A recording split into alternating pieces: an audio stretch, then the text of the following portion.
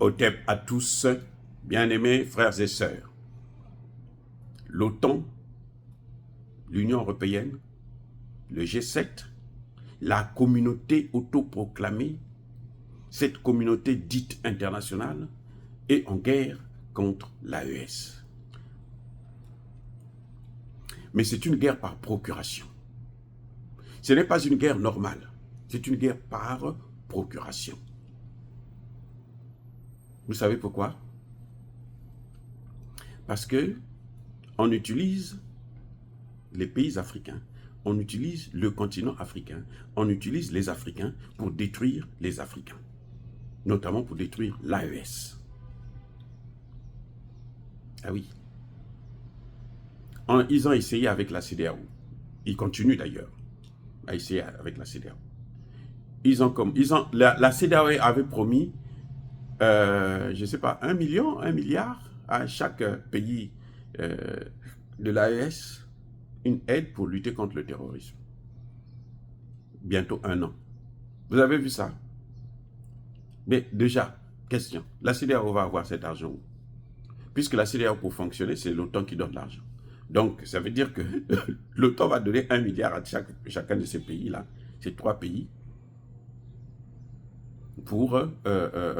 parce que le total, je ne sais plus, c'était, je pense, le total, c'était 2 milliards, quelque chose de ce genre. En tout cas, quelques millions qu'ils devraient donner à chaque pays pour lutter contre le terrorisme.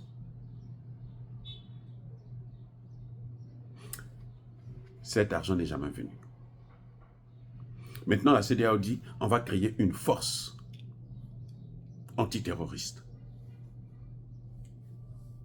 pour aller mener la guerre contre le terrorisme. Où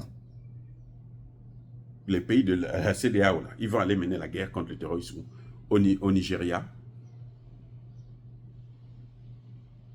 Dites-moi, où? Au Nigeria, au Bénin, au Togo. Non, leur objectif, c'est l'AES. Et dans le communiqué, ils ont bien dit force anti-putsch, plutôt antiterroriste, mais ils ont ajouté et anti-putsch. Les Occidentaux, quand ils lisent, ils s'arrêtent à antiterroriste. Ils pensent que nous, on est toujours bêtes. Mais dans l'AES, là, les gens ne sont pas bêtes. Donc, vous voyez, la CEDEAO est en train de tout faire pour aider les Occidentaux à détruire l'AES. On leur fait croire que non, mais nous, on veut les prendre pour les ramener dans la CEDEAO. La CEDEAO elle-même est esclave à cause de leur imbécilité. La CEDEAO est esclave de l'Occident. Maintenant, qu'est-ce qui se passe? Vous avez les Américains qui mettent en place, qui vont mettre une base en Mauritanie et une base en Côte d'Ivoire. En Côte d'Ivoire, vous avez aussi la base française qui est là. Maintenant, les Français sont venus s'installer au Bénin. Quand les Français sont là, il y a aussi des Américains qui sont là parce que les Français, ils utilisent le service de renseignement américain. Ils n'ont pas un service de renseignement important.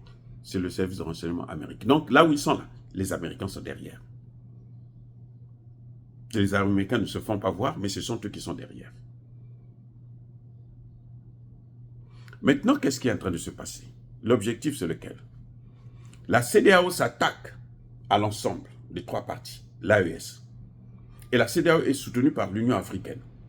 Moussa Faki, l'autre nulard. La Mauritanie s'attaque au Mali. La Côte d'Ivoire, sa cible, c'est le Burkina Faso.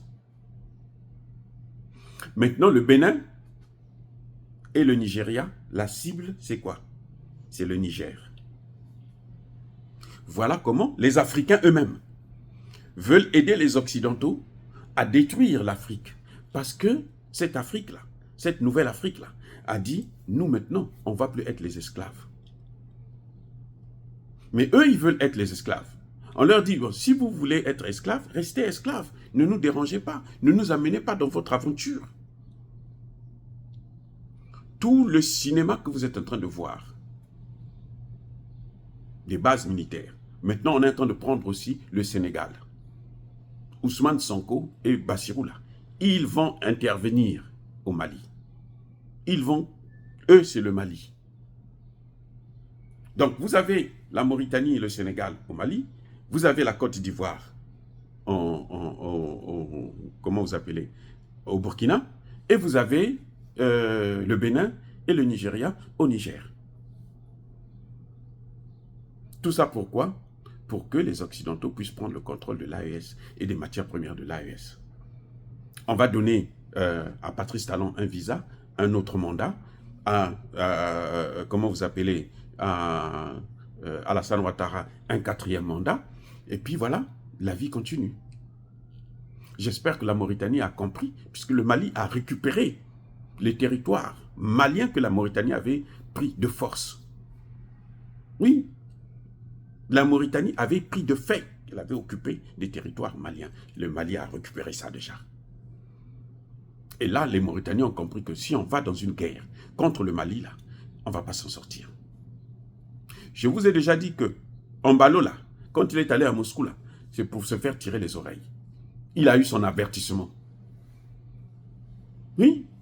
Comme Poutine lui rappelle que la majorité de tes hommes, là, tes administrateurs, c'est moi qui les ai formés. Même les militaires, là, c'est moi qui les ai formés. Donc à tout moment, là, je peux les utiliser aussi contre toi. Si tu continues à jouer le jeu là, des Occidentaux. Et j'espère qu'il a compris la leçon. Oui, Embalo n'est pas parti à Moscou là, pour aller devenir un panafricaniste. Non. C'est un avertissement. Eh oui. C'est comme Kaka Déby est allé à Moscou, mais il a eu l'information réelle sur la mort de son père et sur ce qu'il attend s'il continue avec ces gens-là. Kaka Déby a eu tout le dossier sur la mort de son père. C'est pour ça que les Français sont furieux. Parce que Poutine a tout donné. Poutine leur donne les informations. Regardez, les renseignements, les preuves, tout est là. Vous continuez là. Voilà ce qui vous attend. Voilà là où vous allez arriver. Voilà exactement ce qui se passe.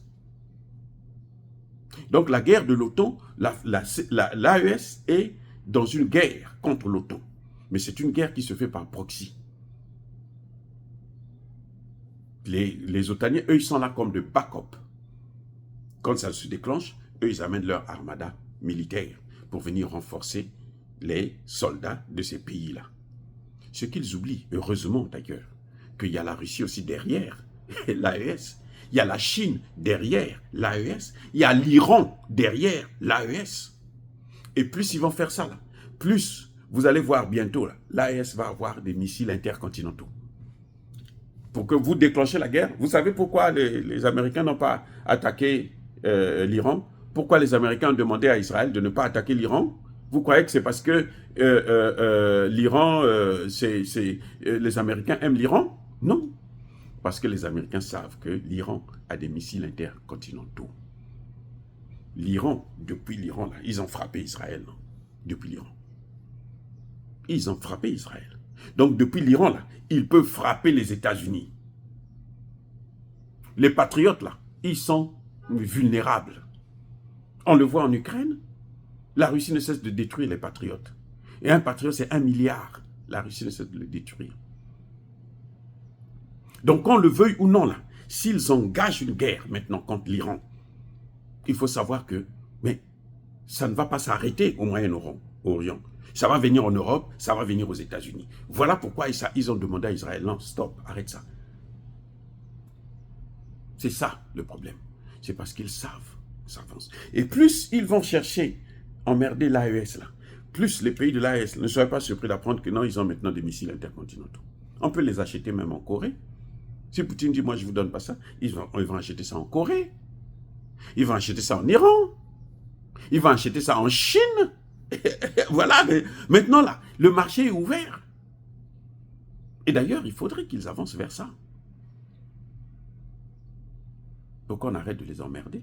Donc depuis sur les pays comme le Bénin et autres, là, le Niger, depuis le Bénin, là, il peut détruire le Bénin. Ils le savent. C'est à eux de comprendre maintenant que les Africains arrêtent de détruire l'Afrique au profit des Occidentaux. Soyez bénis. abondamment béni par le Dieu des Kémites et par nos ancêtres évangélisés, mais que tous ceux qui persécutent le continent africain, le pillent et le déstabilisent, qu'ils soient noirs, blancs, chinois, arabes, juifs, indiens ou qui qu'ils soient punis, maudits, foudroyés, neutralisés, écrasés, effacés par le Dieu des Kémites et par nos ancêtres évangélisés. Vive l'Afrique éternelle, j'ai dit et j'assume.